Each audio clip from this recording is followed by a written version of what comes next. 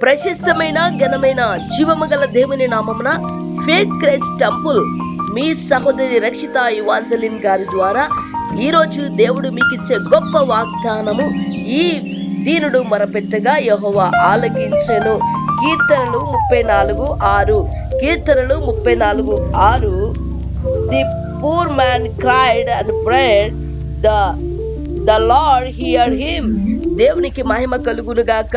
దేవుడు hear him, ఆయన యొక్క ప్రార్థనను వింటున్నాడు. ప్రియులరా, ఉదయకాల సమయము ఈ దీనుడు అనగా ప్రియులరా తనకు తానుగా తగ్గించుకొని తన బలమును, తన శక్తిని, తన యొక్క సామర్థ్యమును, తన యొక్క స్థితిగతులను, తనకున్న స్థాయినంతా కూడా జీరోగా చేసుకొని తన యొక్క శ్రమలను, తన యొక్క బలహీనతలను, తన యొక్క బాధనంతా ప్రభు కాళ్ళ దగ్గర కుమ్మరిస్తున్నాడు. నిజముగా ప్రియులరా, ఈరోజు మన యొక్క జీవితాలలో అనేకమైన శ్రమల గుండా, బలహీనతల గుండా, వ్యతిరేకమైన పరిస్థితులు ఎదుర్కొన్న సమస్యల సుడిగుండం లాంటి వ్యతిరేకమైనటువంటి పరిస్థితులు మన గుంటూ ఉన్న సమయంలో దేవుని యొక్క వాగ్దానం ఈరోజు నిన్ను నన్ను బలపరిచినకు ఈ దీనుడు మొరపెట్టగా యెహోవా ఆలకించను అని మాట.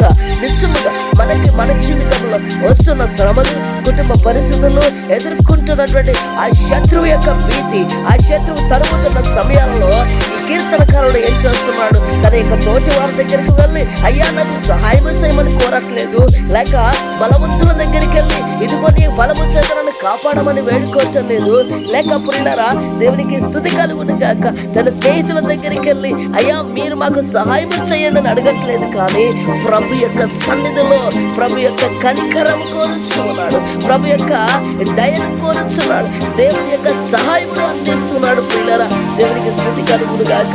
ఈ ఉదయకాల సమయము నీవు నేను మనకున్న పరిస్థితులు, ఇదిగో నీ కుటుంబ పరిస్థితులు బలహీనంగా ఉంటున్నాయా? నువ్వు వ్యాధితో ఉన్నావా? బలహీనముగా ఉంటున్నావా? శత్రువు నువ్వు తరుగుతూ ఉన్నాడా? లేక నీకున్న పరిస్థితి, చుట్టూ ఉంటున్న పరిస్థితులు ఇదిగో భయంకరమైనటువంటి ఒక ఉచ్చులో చిక్కినట్టుగా ఉంటూ ఉన్నావా?